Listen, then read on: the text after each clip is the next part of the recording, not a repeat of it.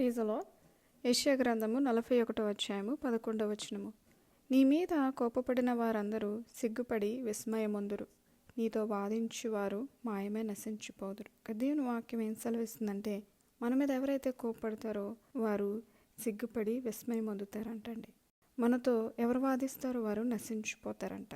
ఎవరైతే మనతో కలహిస్తారో అంటే కలహపడతారో వారిని మీరు వెతుకుతారు, కానీ వారిని మీరు కనుగొనలేకపోతారు. మీతో యుద్ధం చేయవారు మాయమైపోదురు, అబావులైపోదురు. ఇక్కడ దేవుడే మన పక్షమున యుద్ధం చేస్తారు. మీకు వ్యతిరేకంగా రూపొంపబడిన ఏ ఆయుధము కూడా వర్ధిల్లదు.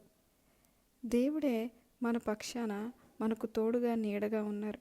నీ దేవుడనైన యెహోవానగు నేను, భయపడకుము, నేను నీకు సహాయం చేసేదను, నీ కుడి చేతిని నేను పట్టుకొని ఉన్నాను అని ఇక్కడ మన యెహోవా సెలవిస్తున్నారు. మన దేవుడు మన విమోచకుడు. చిన్న ప్రార్థన చేసుకోవచ్చు. పరిశుద్ధుడా తండ్రి, మీకు వందనాలు నాయన. ఇదిగో ప్రభా, ఎంతమంది అయితే నిందలు అవమానాలు పడుతున్నారో, బాధింపబడుతూ ఉన్నారో వారిని మీ చేతి నీడలో కప్పి వారిని రక్షించండి, విమోచించు నాయన. సహాయం చేస్తారని నమ్ముచు యేసయ్య పరిశుద్ధ నామములో చిన్ని ప్రార్థన అడిగి వేడుకొంచున్నాం పరమ తండ్రి. ఆమేన్.